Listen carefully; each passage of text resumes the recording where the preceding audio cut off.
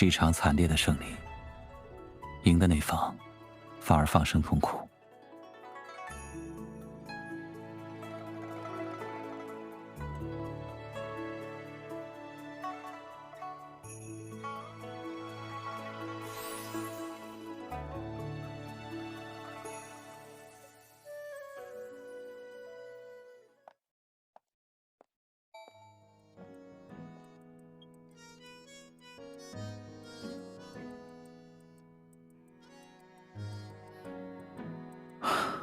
这次连累你了。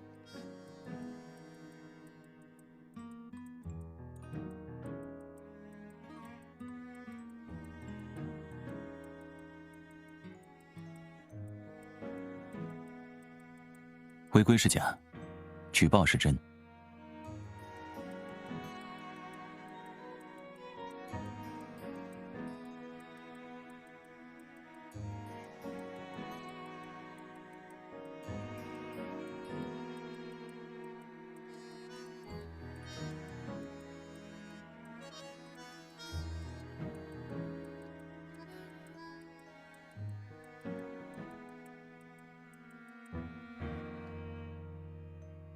算是吧，也可能和我父亲有关。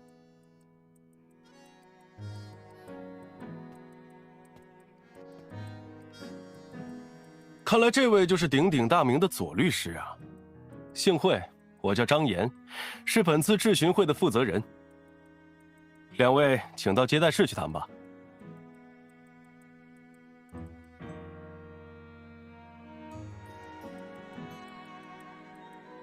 不用紧张，今天只是请两位来核实一些基本信息，还没到正式的质询环节。据我们了解，左律师近期在给一批网贷受害者提供法律援助。是。以左律师现在的身价，还能提供无偿援助，难怪总受到协会表彰啊。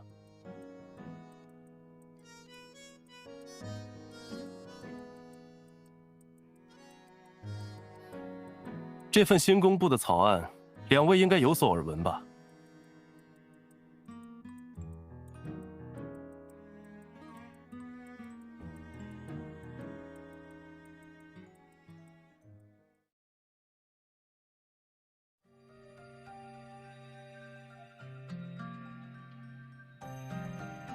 差点忘了，起草的法官不正是左律师的父亲吗？左律师一定提前拿到了内幕消息，才这么积极参与受害者援助吧？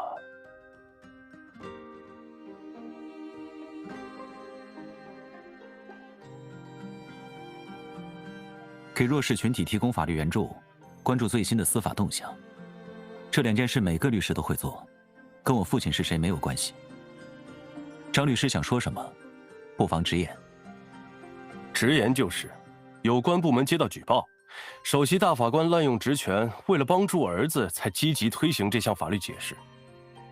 左然，协会怀疑你利用亲属关系提前获知新规，为自己谋取利益，将对你进行调查。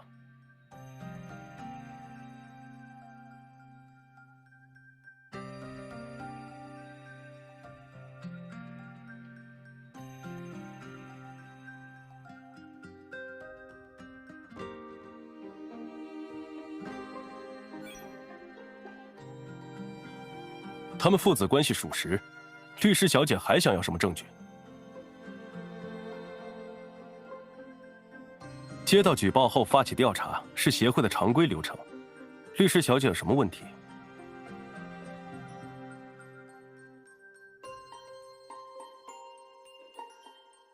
二位律师放心，我们一定据实调查，不会听信举报者的片面之词。今天就到这儿了。正式的质询会在2日后举行，到时候要怎么才能解释清楚？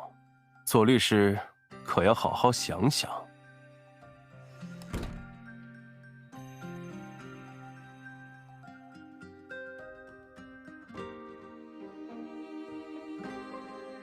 别担心，我会处理好。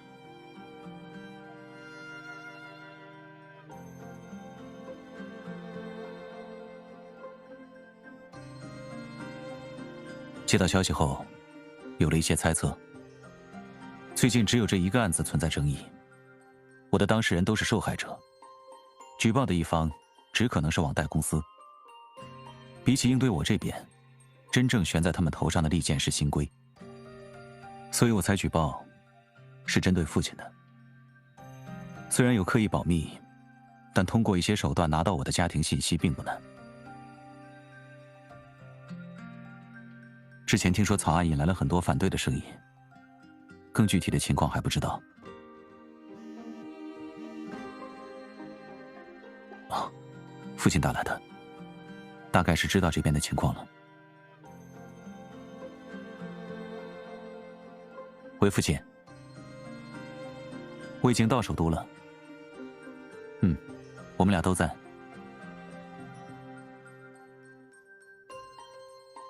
好，我派车去接你们，见面再聊。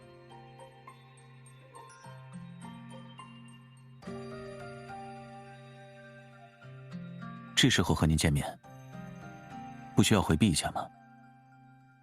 现在不需要了。我明白了。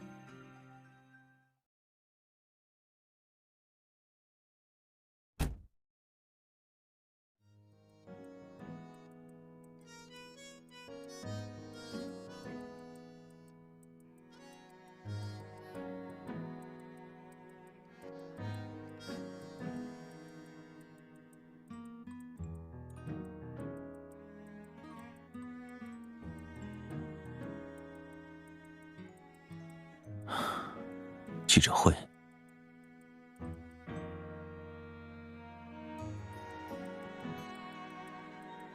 这时候开记者会，可能和草案有关。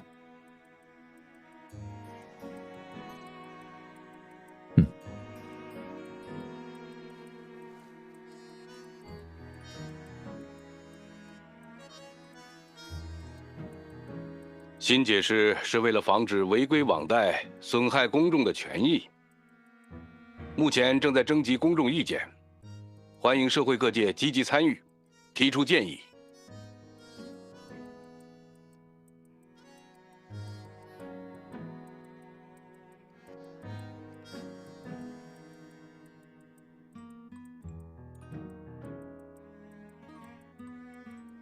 确实能稳住舆情，但也把自己推到了风口浪尖上。听说有知情人士举报，您是为了给亲属谋利才推进这项草案的，对此您有什么解释吗？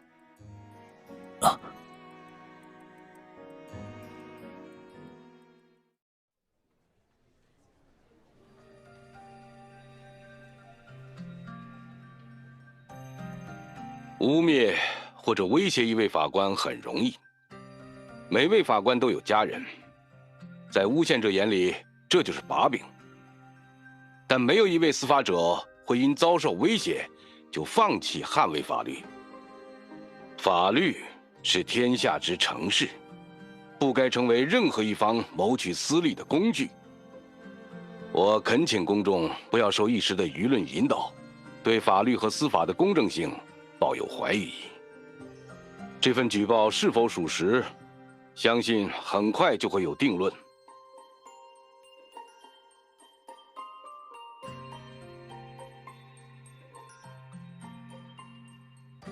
是有人故意把消息放出来的。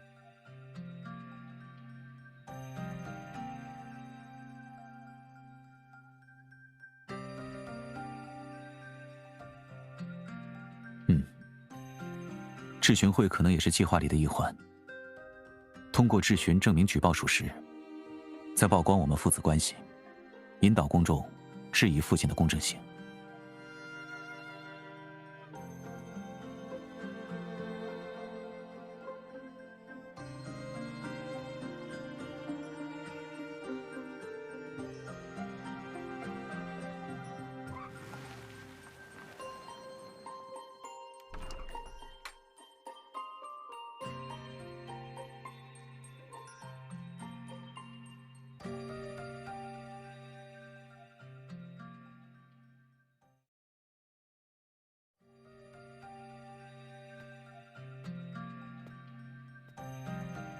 大检察官已经到了，今晚的会面要取消吗？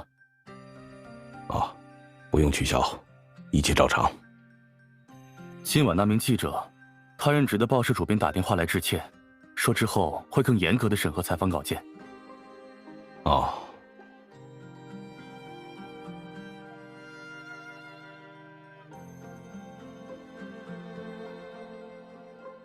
已经有多家媒体报道了今晚的新闻，网络上的议论也在逐渐发酵。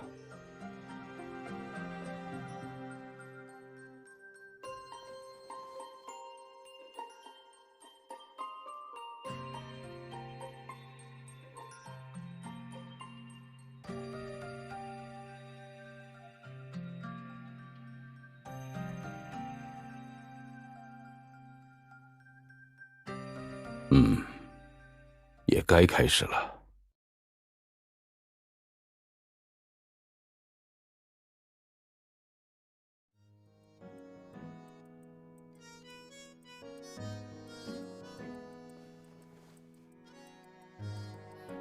父亲，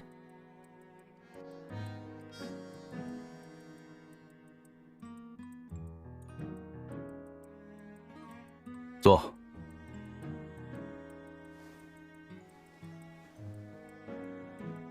你来首都前应该先和我通电话。举报是针对我来的，但质询会是为了引你入局。我明白。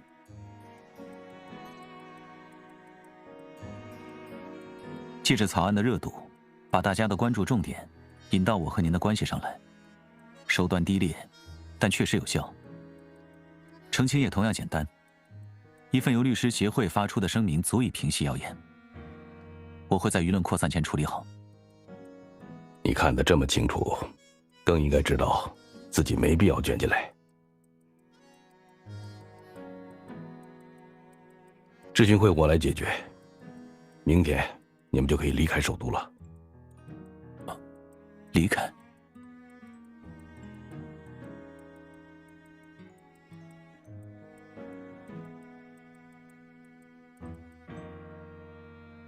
父亲，我想没有必要。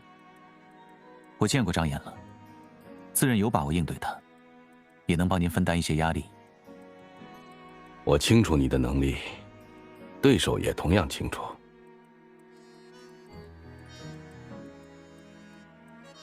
不要低估张岩，他在首都的根基很深，一言一行都不像表面那么简单。这种被推到台前的人，背后很可能有一方利益在支持。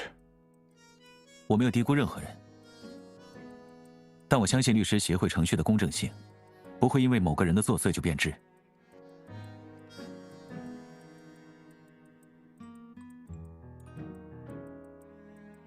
有这种公正的话，你们就不该出现在这里。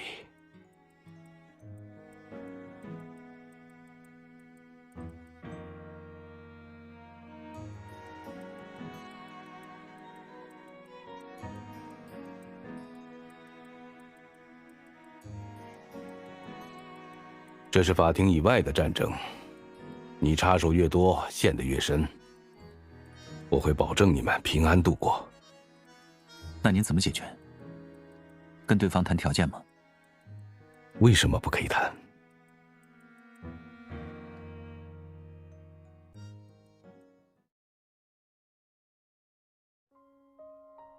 的确，谈判是耗时最短、代价最小的办法。无论过程有多曲折，只要草案通过，一切牺牲都值得。但是，因为我的缘故而妥协，让暗中窥伺的对手都知道，家人就是您的弱点。一旦那些人发现可以利用我来换取您的退让，今天这一幕就会无数次重演。如果谈判的过程被曝光给了公众，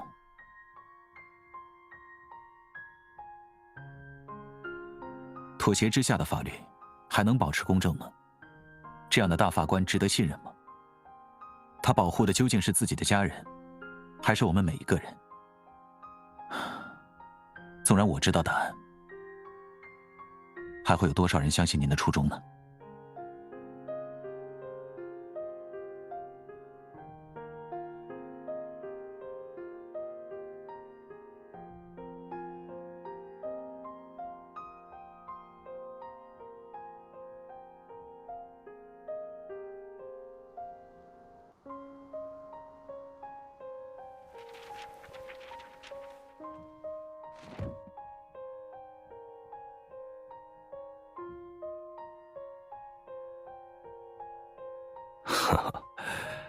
还是太年轻了，没见过真正的威胁。已经见过了。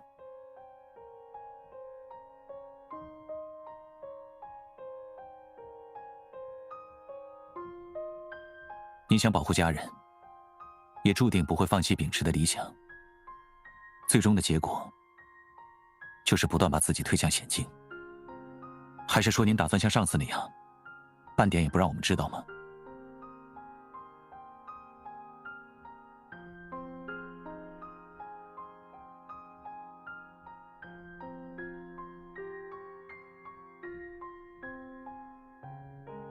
无论是为了维护您，还是因为身在律师协会这样的地方，这一次，我都希望用自己的方式应对。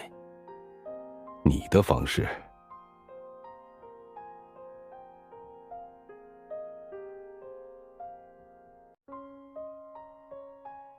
父亲，我所说的那种公正性，是存在的。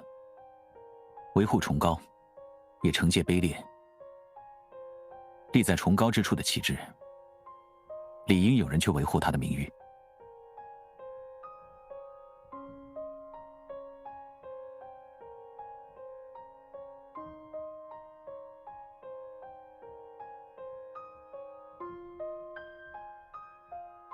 你也想好了吗？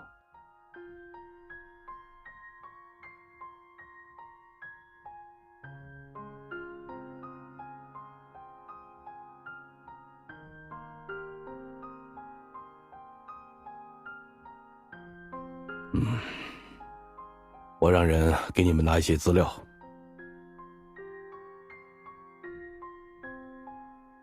决定了要自己应对，就回去好好准备。好。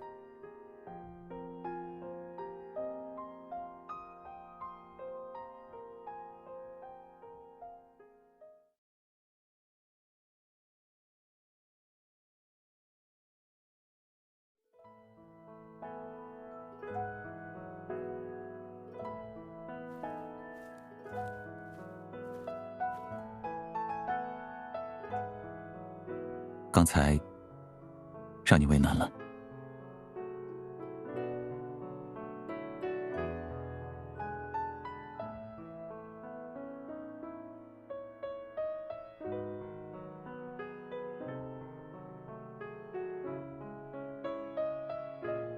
平时也不会这样，这次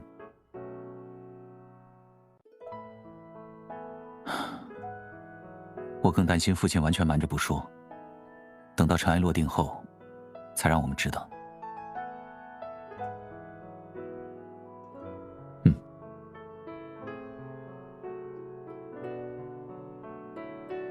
父亲刚成为首席大法官那年，处理一起帮派案件，遭到了人身威胁。威胁信里也提到了我和母亲。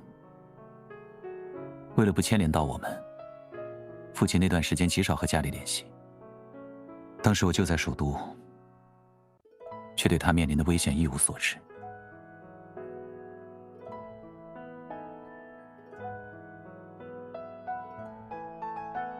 没有。说来很巧，那次我来首都，也和协会有关。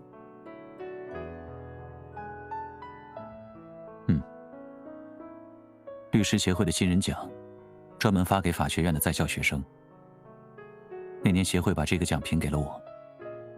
颁奖那天，正好是我的生日，所以我邀请了父亲出席。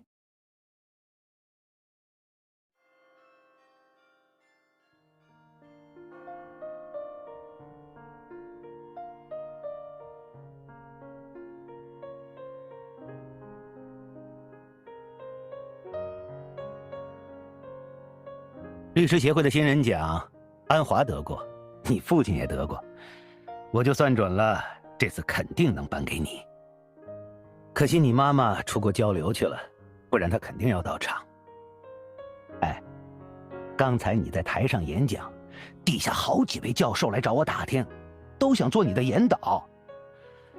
可惜喽，导师这个身份，我可是从你10几岁就预定了，是不是？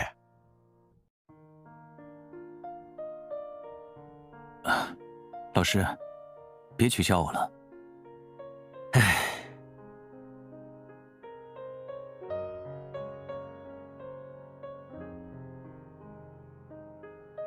老师给你撑腰，回去啊，我就写邮件批评你父亲，让他不该答应了你又放鸽子。不过，好歹还记得提前准备生日礼物，要不要拆开看看？你想早点回去拆礼物，还是再等会儿？我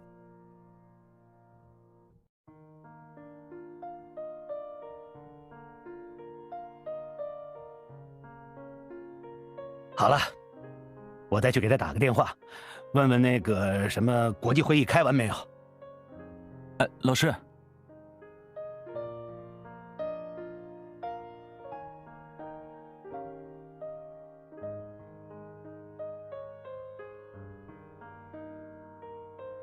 今天已经够任性了。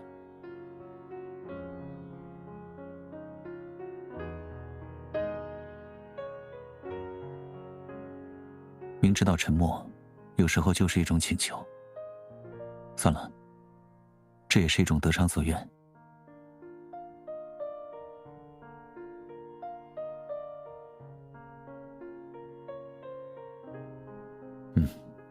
应该回去了。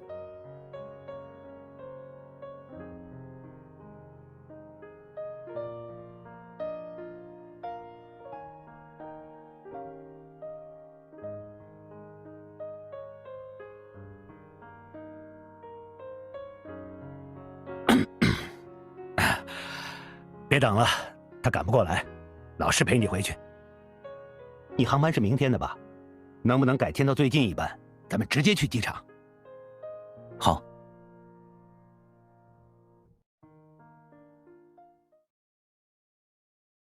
如果我细心一点，就能察觉老师一路上都很紧张，很怕出什么意外。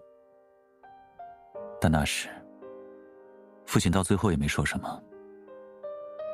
事情过去很久，我和母亲才得知原委。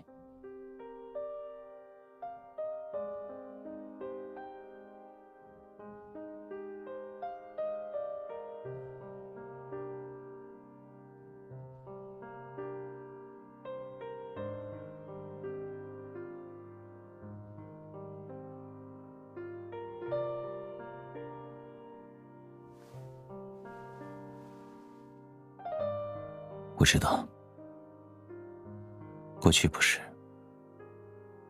现在的事了。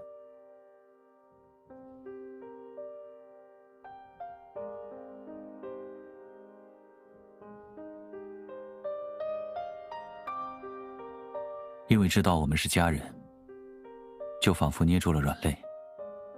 恐吓、胁迫、构陷，类似的事情不知道还要重演多少次。作恶者肆无忌惮，捍卫秩序的人反而要步步退让。道理不应该是这样。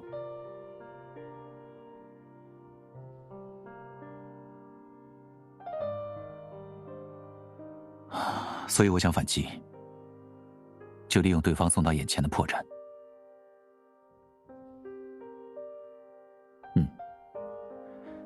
今天初次接触，张岩的态度就完全偏向了举报方。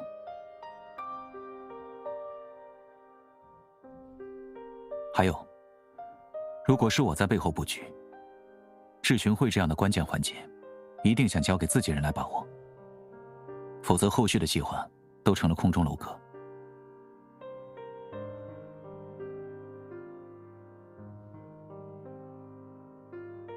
很可能。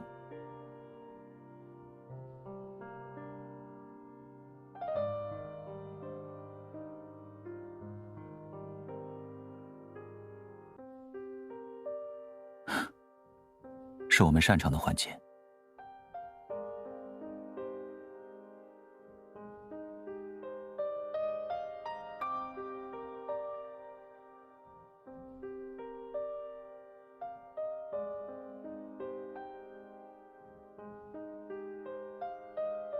能一起度过就好，在哪里都没关系。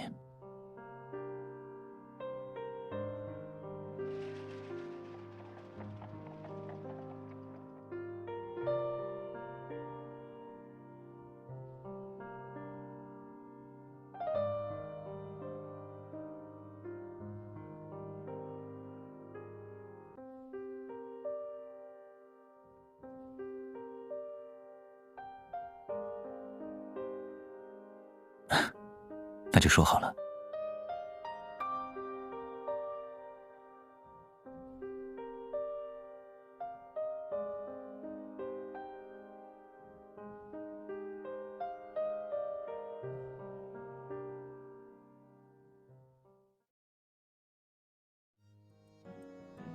已经联系好了网贷纠纷的当事人，接到调查，他们都会如实作证。但最大的障碍仍是张岩。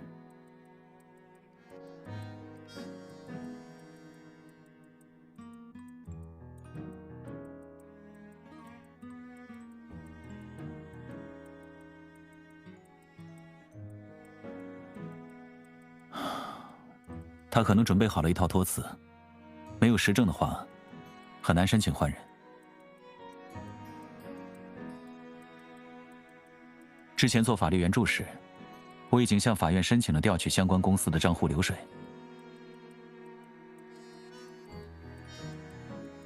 这几家都在内。调查令刚下来，明天我们拿到流水，就从账目着手调查。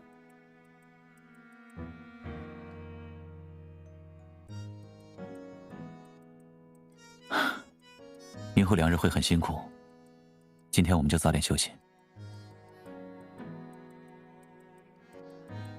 模拟。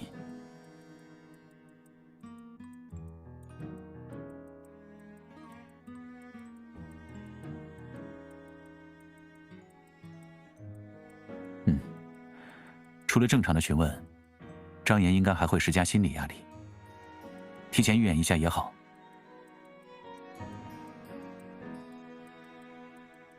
揣测对方视角的话，有一个问题很可能出现。你们律所的高级合伙人刚刚接手这个案子，他父亲就推行了相关法律解释。你觉得这是巧合？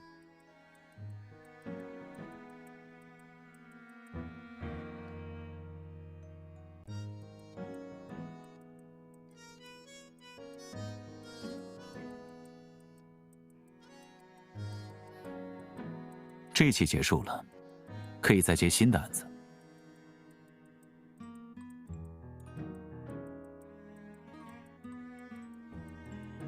我换个问题，就算他没有倚仗过父亲，熟知他身份背景的人，难道不会主动来讨好？那能说明什么？低调，还是心虚？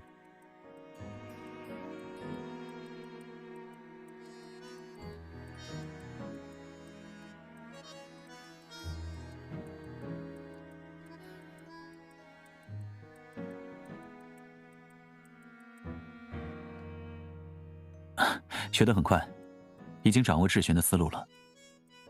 你可以反过来试试，站在提问者的角度，更容易理解他们的想法。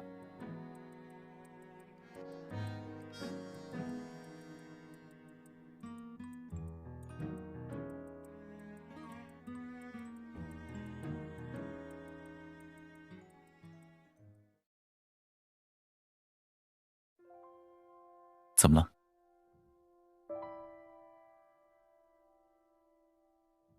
累了吗？还是太紧张了？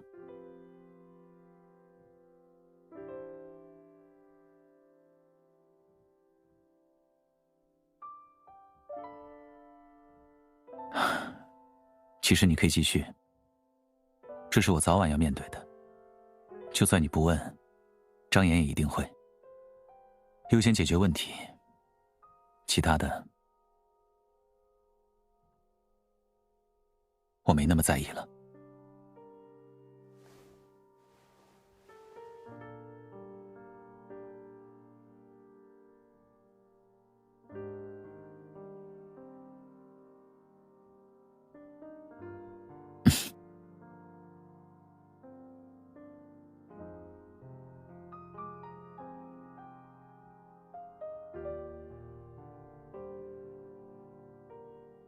那就不问了。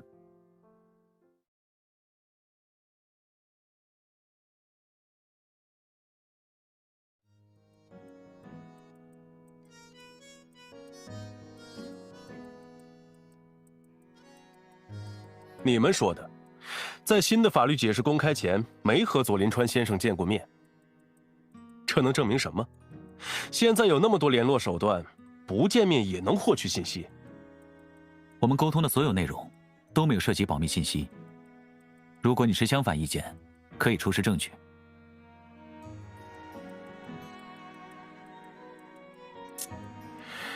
左律师，你这态度可不对。有关部门和协会都很关注这起举报，媒体也嗅到了风声。你父亲正在风口浪尖上，你起码要提供最近几年的邮件、信息和通话录音来彰显诚意。最近几年？当然，这次没有涉密也不能代表以前，协会调查清楚了才好对大家交代。另外，听说左律师对外一直隐瞒自己的家事，不心虚的话，为什么要隐瞒？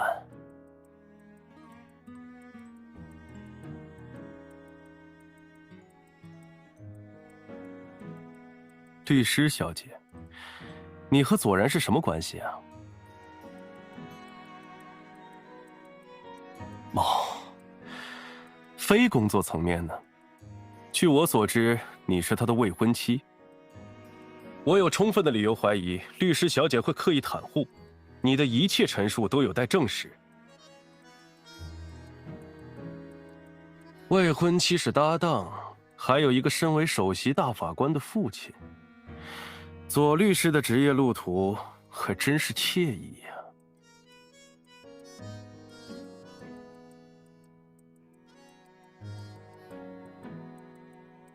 我们的关系以及我的家庭背景，并没有不可示人之处。为了保护家人隐私，才没有四处宣扬。哼，你要保护的人还真不少。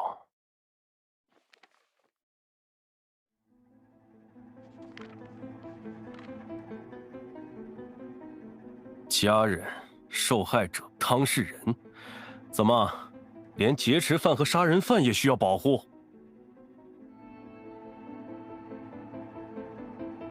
给板上钉钉的罪犯辩护也是一种正义。弱者的拥趸就那么让你满足吗？还是另一种赚取热度的手段？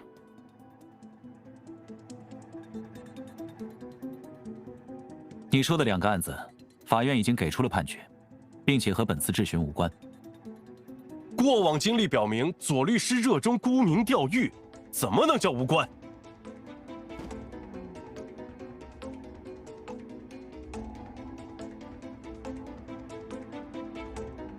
在我看来，事情很明确了。左然，你为了赚取名气，塑造人权律师的形象，恶意帮助违约违规用户针对网贷平台。左林川法官为了给你制造便利条件，公权私用，损害了企业的合法权益。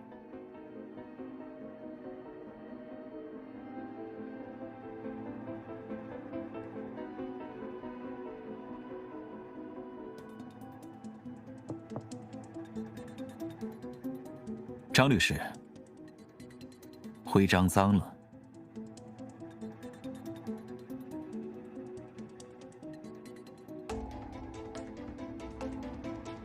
如你所说，我借用大法官的权势，把自己最大的靠山摆在众目睽睽下。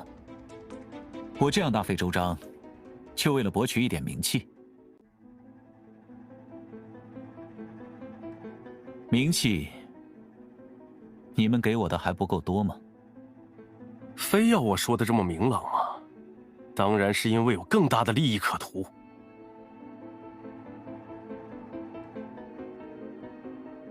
推行新的法律解释，既增加了你父亲的政绩，更能带来实实在在的利益。因为这条规定而获益的人，自然会慷慨分享。哼，也不排除你们本来就是那些利益集团的傀儡。简练一点，你想说的是受贿吧？没错。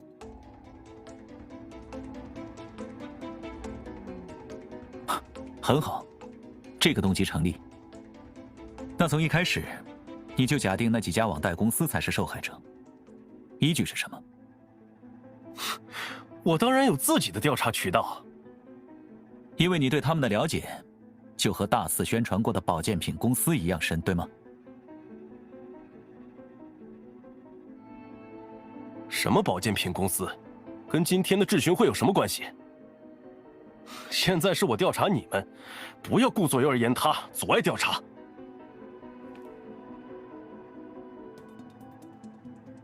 我不会阻碍调查，但你没有资格。这里有一份资料，请张律师帮忙提交给协会。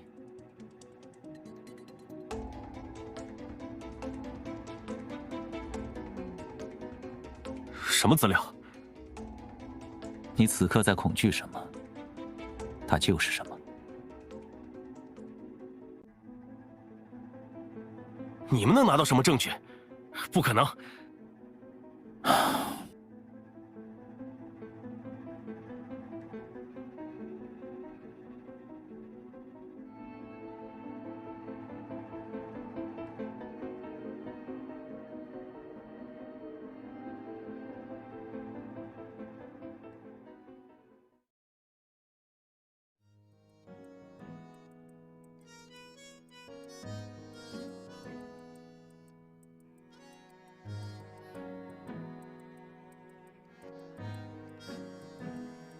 别沮丧，网贷公司做账都非常仔细。何况我们没有张岩的信息，逆向调查确实花时间。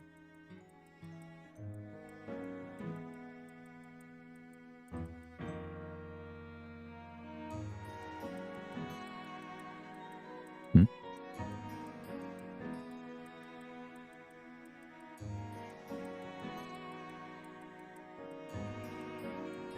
也对。张岩不是安分的人，应该不止跟一家公司有利益交换。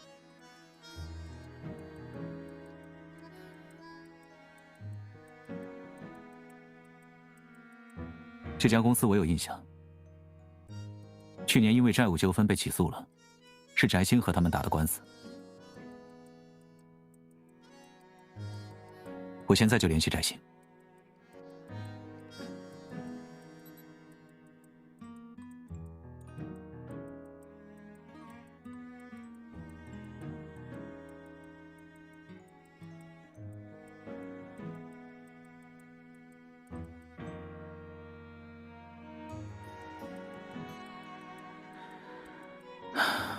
也许正是为了抹平上一个资金缺口，不得不充当新的傀儡。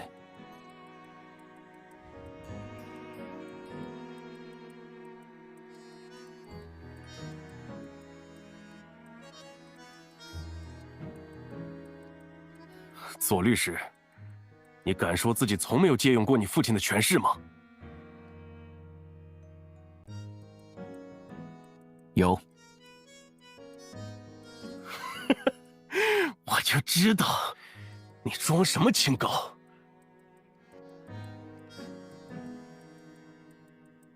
即使面对你这样的人，也没有因为失望而心怀不平。如果你指的是这种，我借助的恐怕比你想象的要多。还有，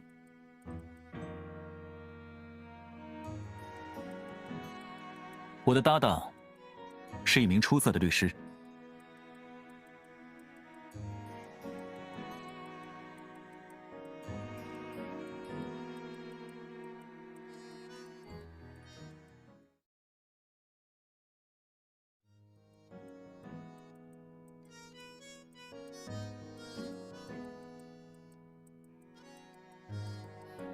希望两位能对举报事件做出解释。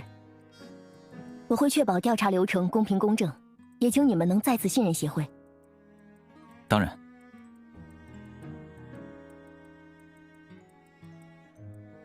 网贷公司提供的合同本身就有问题，即使没有新规出台，也属于违规放贷。至于我接洽法律援助的动机，很简单，就是提供帮助。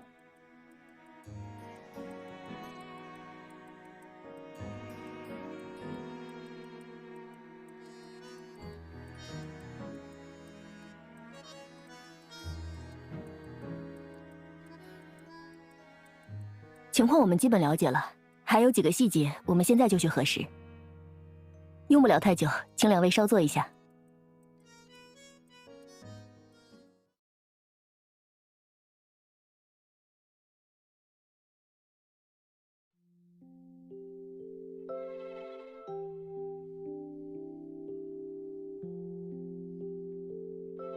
在找什么？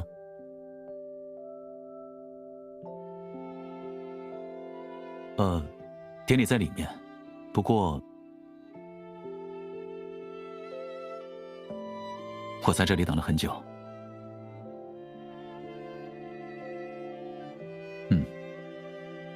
也想等一个答案。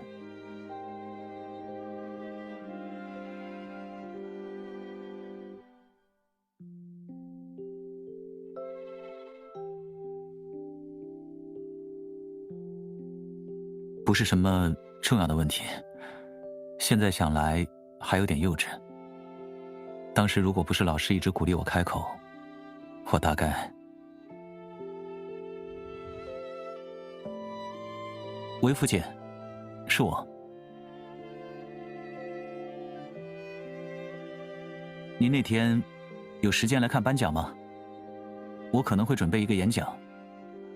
4月26号，对，就在首都律师协会。如果您太忙的话，就算了。并不是很重要的事。怎么不重要？你过生日呢。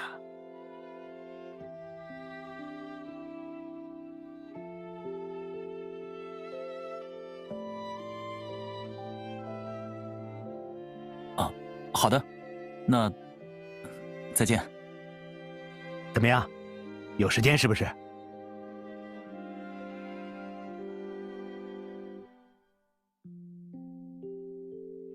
你上次问我的问题，可以拿去找你父亲了。解答你的人生疑惑，可是他的责任。我会问的。好了，我回学校去了。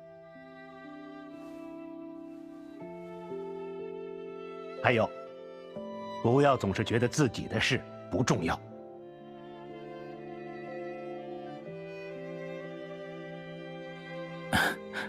好，我知道了。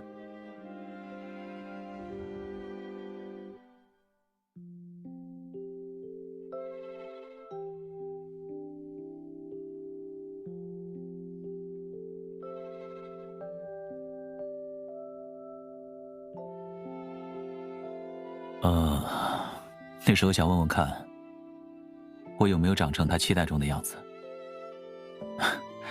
应该很多人都这样问过父母吧。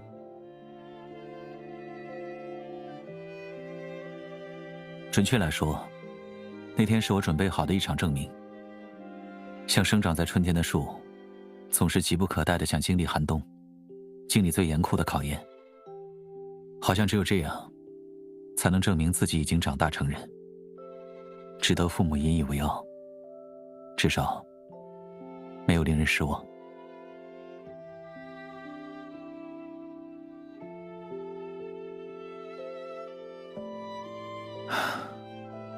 后面的事，你已经知道了，都不是什么重要的。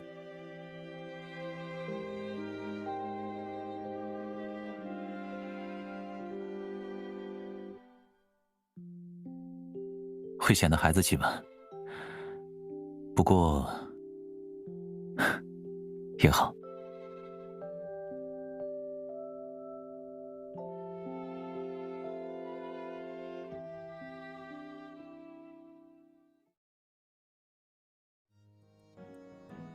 后续还有一些环节需要你们配合，到时候再联系。可以。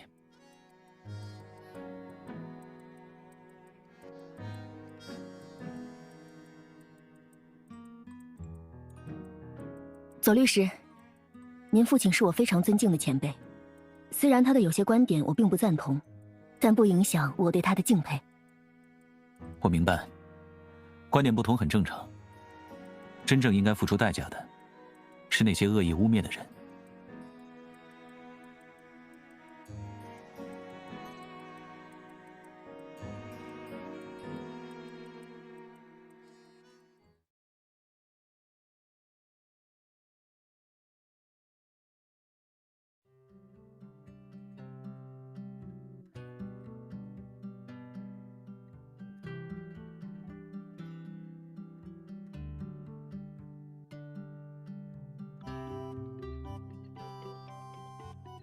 已经出来了，索性到外面走走。附近有一个公园，面积不大，但是风景很好。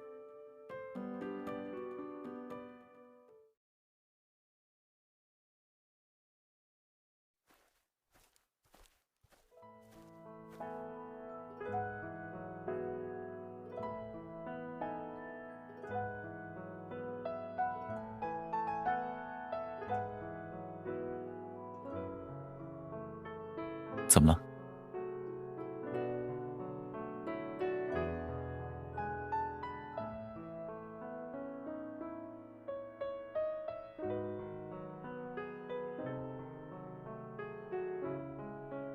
那我去长椅那边等你。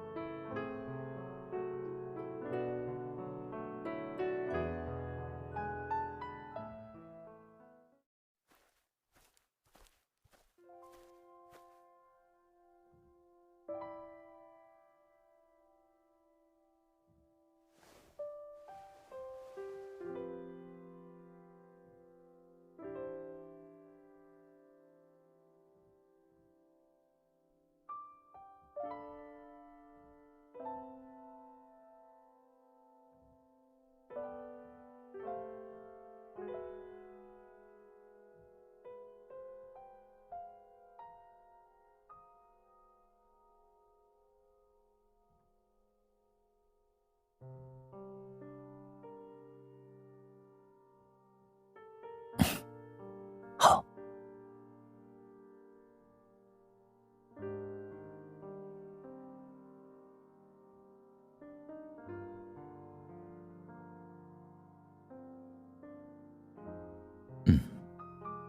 在梦里。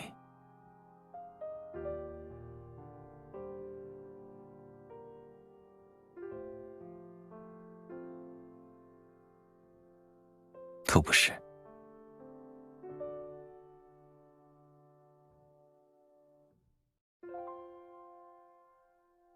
我梦到许多人聚在一起庆祝胜利，是一场惨烈的胜利，赢的那方反而放声痛哭。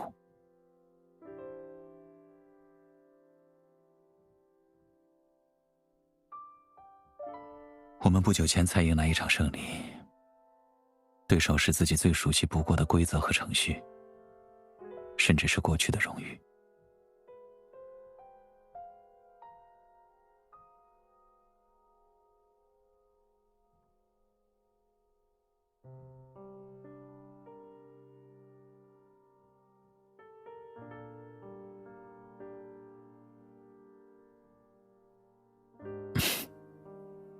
好。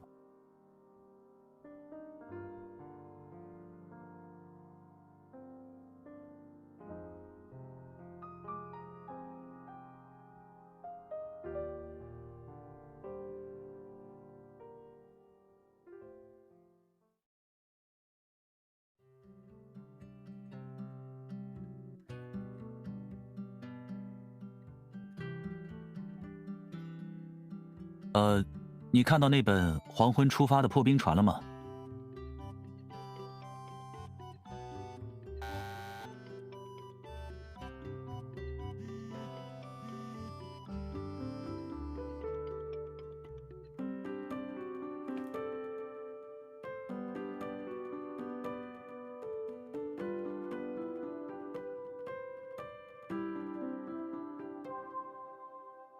我父亲。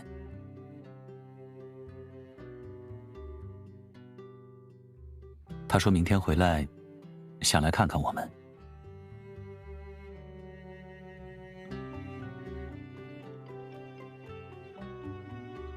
不用紧张，他的行程很满，来坐一坐就走。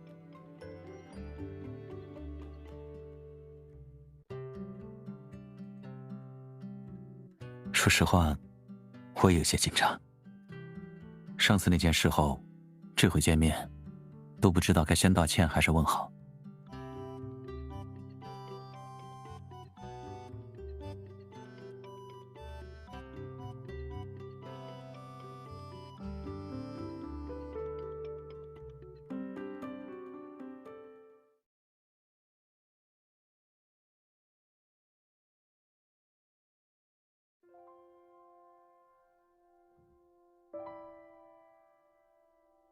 这本书已经出了修订版，不要看旧版了。我给你们带了一套新的。好。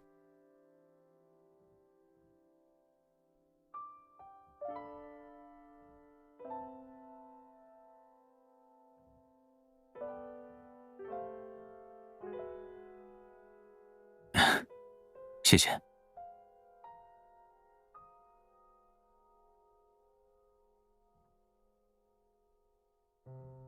您那边的麻烦都解决了吧？抱歉，那天我……不用道歉，但以后不要为了保护谁而急于亮出底牌。你越不顾一切，对手的筹码越多。我也想提一个请求，下次再遇到危险，一定要告诉我们。哈哈哈，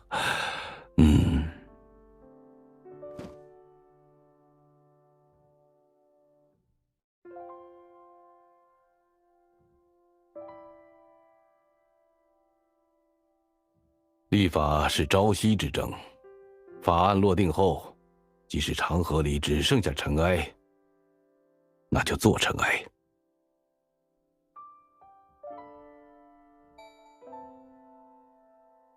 但维护法律是日久年深的战争。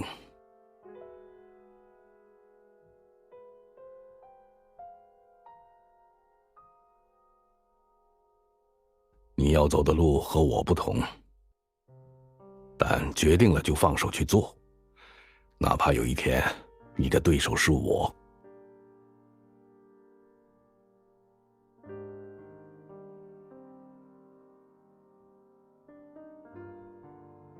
紧张什么？你们选的这条路，对手远比想象的更多。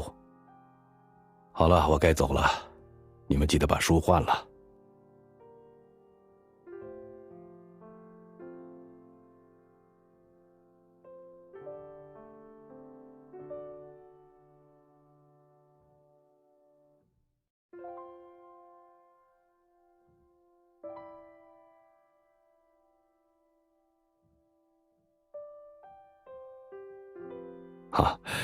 可以。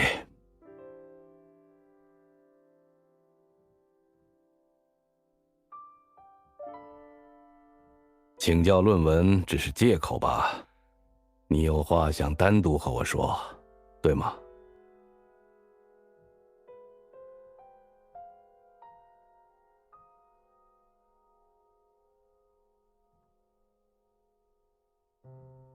我不知道怎么回答。他已经有了自己的信仰和秩序，不需要符合任何人的期待。何况我在这个年纪的时候，远远不如他。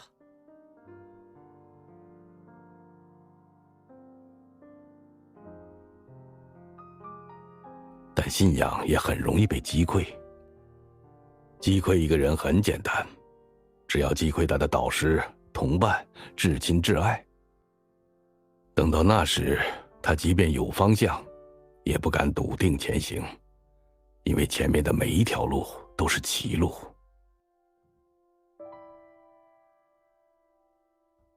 我知道你们会，不过，天下没有任何一对父母希望孩子长久生活在痛苦和恐惧里，即便知道他能坚持下来。这句话就不用转达给他了。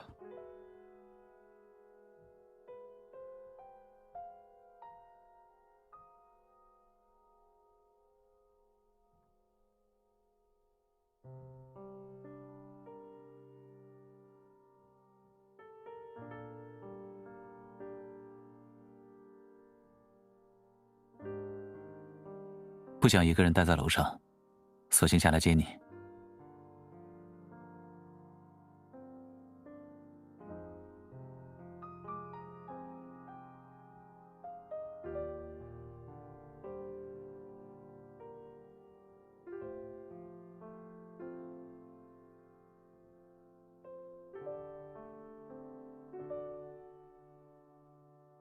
没有，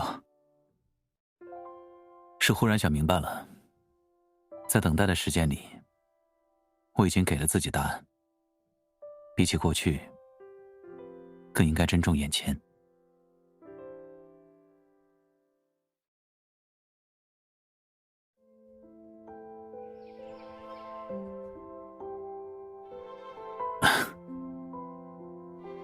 从首都回来，就有很多话想和你说，又不知道该怎么说起。其实不用父亲提醒，我也知道，对手远比想象多。外界并不在意左然到底是什么样子，他们凭空塑造，也能凭空摧毁。身份、地位、名誉，外界加深的一切，随时都可能被剥夺。如果来日我别无所有，那时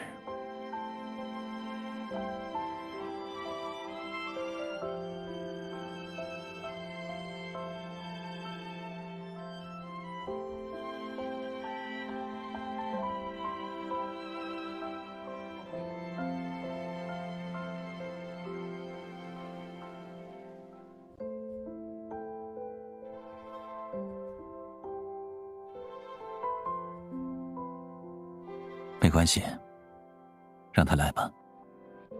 我只是在担心，等到那时候，面对同路并肩这么珍贵的承诺，我又能拿什么来回赠？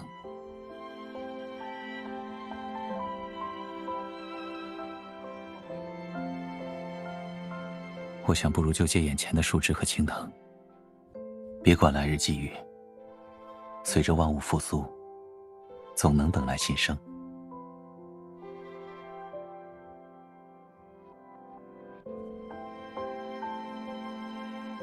江南无所有。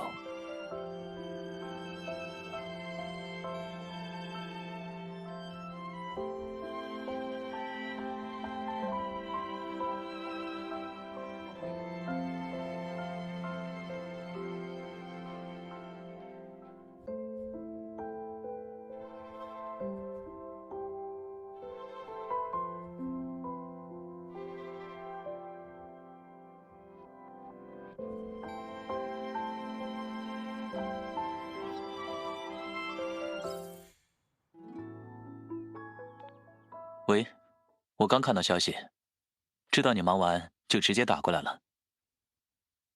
啊，对，典礼已经结束了。给法学院的优秀学生颁奖，也没什么特别的感觉，就是稍微有些感慨。